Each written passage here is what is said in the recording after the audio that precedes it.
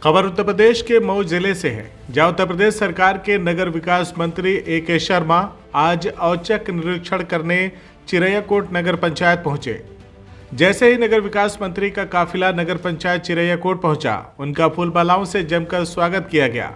इस दौरान लोगों ने उन पर पुष्प वर्षा कर उनका अभिनंदन भी किया।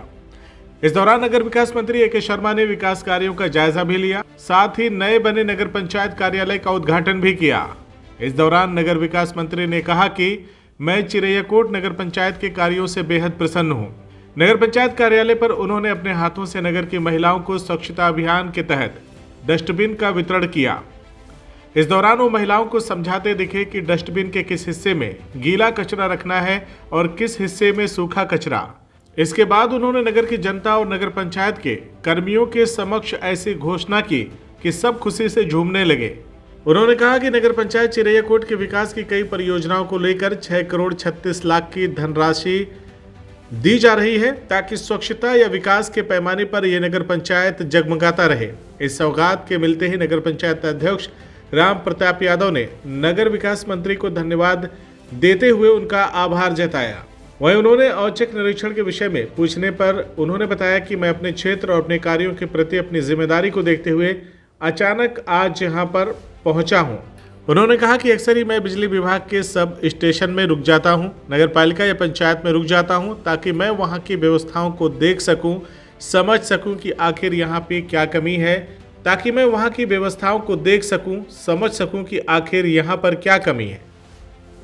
मैं संतुष्ट हूं, मैं यहाँ के कार्यकलाप से, कार्यशैली से संतुष्ट हूं, लेकिन फिर भी हमारे कहने की भी आवश्यकताएं रहती हैं, हमारे जानने की भी आवश्यकताएं रहती हैं। उसी भावना के तहत मैंने अचानक आज यहाँ का कार्यक्रम रखा। मैं अक्सर कई बार बिजली के सब स्टेशन पे रुक जाता हूँ, कई बार नगर निकायों में रुक जाता हूँ, देखने के लिए क्या चल रहा है, क्या सुधार की आवश्यकता है, उनको क्या तकलीफें पड़ रही हैं, क्या हमें समझने की आवश्यकता है। उसी भावना के तहत मैं आया हूँ। वहीं जब उनसे सवाल किया गया कि आपने जब से इस विभाग को संभाला है, तब से किस तरह से नगरीय व्यवस्थाओं में सुधार हुआ है, कौन कौन सा परिवर्तन हुआ है, इस पर जवाब देते हुए उन्होंने कहा कि राजनीति में आने से पहले मैं दिल्ली में प्रधानमंत्री मोदी जी के साथ रहा और उसके पहले मैं एक IAS ऑफिसर के तौर पर गुजरात में रहा। 2021 में मैं उत्तर प्रदेश की राजनीति में आया, तब से लेकर नगरीय व्यवस्थाओं में बहुत सारे परिवर्तन हुए हैं। 2014 से लेकर केंद्र सरकार और उत्तर प्रदेश सरकार ने बहुत ही सकारात्मक दृष्टिकोण से विकास और स्वच्छता कार्यों को आगे बढ़ाया है। उन्होंने कहा कि मैंने प्रधानमंत्री और मुख्यमंत्री का ध्यान आकर्षण करवाया। हालांकि पहले इस तरफ शहरी व्यवस्थापन या अर्बन एडमिनिस्ट्रेशन पर सरकारों का ध्यान कम ही रहा है, उसके चलते हमारे नगरीय क्षेत्र उपेक्षा के शिकार रहे हैं। उन्होंने कहा कि भारत में 30% आबादी शहरों में रहती है, वहीं उत्तर प्रदेश में शहरी आंकड़े कम है और ग्रामीण क्षेत्र ज़्यादा हैं। लेकिन जब से उत्तर प्रदेश में योगी सरकार आई है, तब से नगरीय क्षेत्र में नए नगर निगम बनाना, IAS अधिकारियों को उनका मुख्य अधिकारी बनाना, इस तरह के काम किए गए हैं। साथ ही उन्होंने कहा कि जब मोदी जी देश के प्रधानमंत्री बने तो स्वच्छ भारत मिशन शुरू करके उन्होंने शहरी क्षेत्रों पर फोकस किया। इसी तरह से अटल नाम की, अमृत नाम की तमाम योजनाओं को चलाया गया। अब जाकर भारत सरकार का और राज्य सरकार का ध्यान इस तरफ आया है जब से केंद्र उत्तर प्रदेश में भारतीय जनता पार्टी की सरकार है। उन्होंने कहा कि जब मैंने नगर विकास मंत्री की जिम्मेदारी संभाली तो मैंने 240 ऐसे क्षेत्रों को नगर पंचायत और नगर पालिका बनाया है, ताकि उन ग्रामीण क्षेत्रों का भी विकास हो सके। उन सभी के लिए हमारी डेडिकेटेड योजनाएं हैं। अपने विभागीय कार्यों और उसके प्रभाव के विषय में उन्होंने विस्तृत चर्चा की है। आइए आपको दिखाते हैं कि उन्होंने और क्या कुछ कहा है। क्या नए आपने उसमें इम्प्लीमेंट किए हैं सर? देखिए, नगरों की जहां तक नगर विकास विभाग की और नगरीय व्यवस्थापन की बात है, तो आपका सवाल बड़ा गंभीर है, बहुत अच्छा है, लेकिन इसका जवाब बहुत छोटे में नहीं दिया जा सकता, लंबा जवाब होगा। लेकिन शॉर्ट में मैं ये कहूंगा कि मैं जब उत्तर प्रदेश की राजनीति में आया 2021 में, उसके पहले मैं दिल्ली में था, उसके पहले मैंने गुजरात में IAS अधिकारी के रूप में नौकरी किया है। एक बहुत बड़ा फर्क ये था, जो मैंने माननीय प्रधानमंत्री जी का भी ध्यान आकर्षित किया उन दिनों, और यहाँ आने के बाद माननीय मुख्यमंत्री जी से भी हमारी बातचीत, वो ये कि शहरी व्यवस्थापन या शहरी अर्बन एडमिनिस्ट्रेशन पे सरकारों का ध्यान कम रहा है और उसके चलते हमारे नगरीय क्षेत्र जो है वो उपेक्षा के शिकार रहे। वही कारण ये भी हो सकता है कि जो भारत का जो अर्बनाइजेशन का जो ट्रेंड रहा है, लगभग 30% से ऊपर लोग भारत में शहरी आबादी मानी जाती है, लेकिन उत्तर प्रदेश में थोड़ा कम है, ग्रामीण क्षेत्र यहाँ ज्यादा है।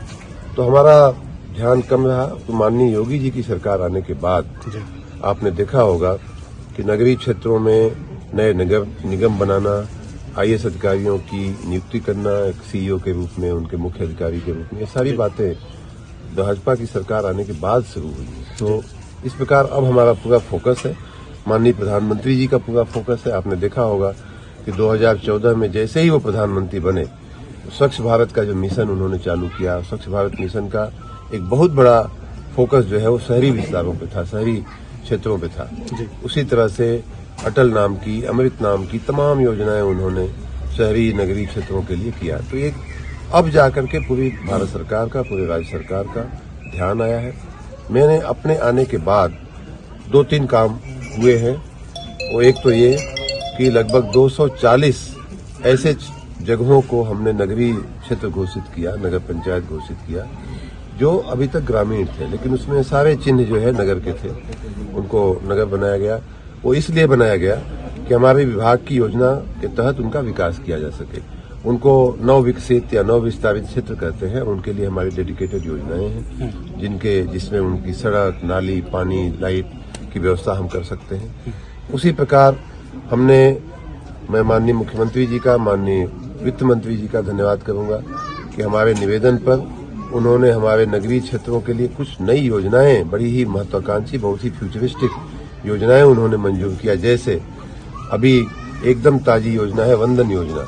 नगरीय क्षेत्र में मान लीजिए यही बता रहे थे कि कोई मंदिर है, कोई पोखरा है, तालाब है, बड़ा ही पुरातन है, पर्यटन का स्थल बन सकता है, लेकिन उसको निभाने के लिए हमारे पास पैसे नहीं है, इनके पास पैसे नहीं है। तो वंदन करके हम लोग एक योजना ले आए हैं जहां ऐसी जगहों को, धार्मिक पर्यटन के स्थानों को हम लोग विकसित कर सकें।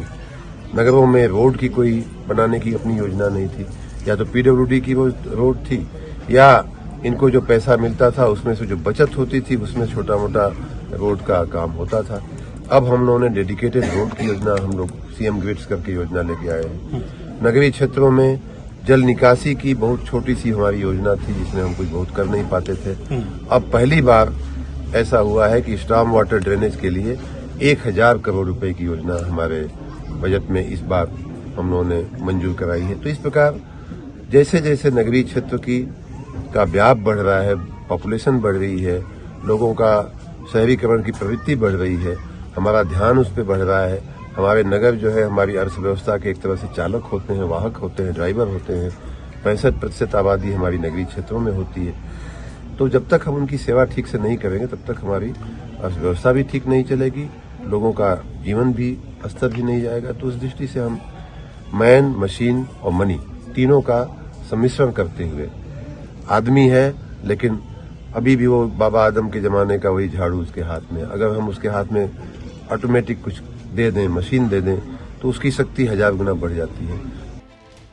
नगर विकास मंत्री के औचक निरीक्षण और उनके द्वारा दी गई सौगात पर नगर पंचायत अध्यक्ष राम प्रताप यादव, नगर पंचायत अधिशासी अधिकारी समेत नगर पंचायत कर्मी प्रफुल्लित नजर आए।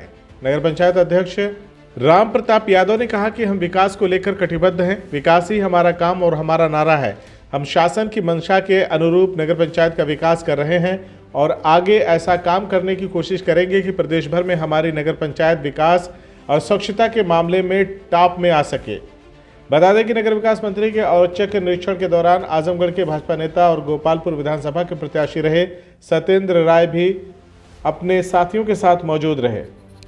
CIB इंडिया न्यूज की सभी खबरों को देखने के लिए लाल रंग की बटन को दबाकर चैनल को सब्सक्राइब जरूर करें, घंटी जरूर दबाएं ताकि हमारी सभी खबरों के नोटिफिकेशंस आप तक पहुंचते रहें।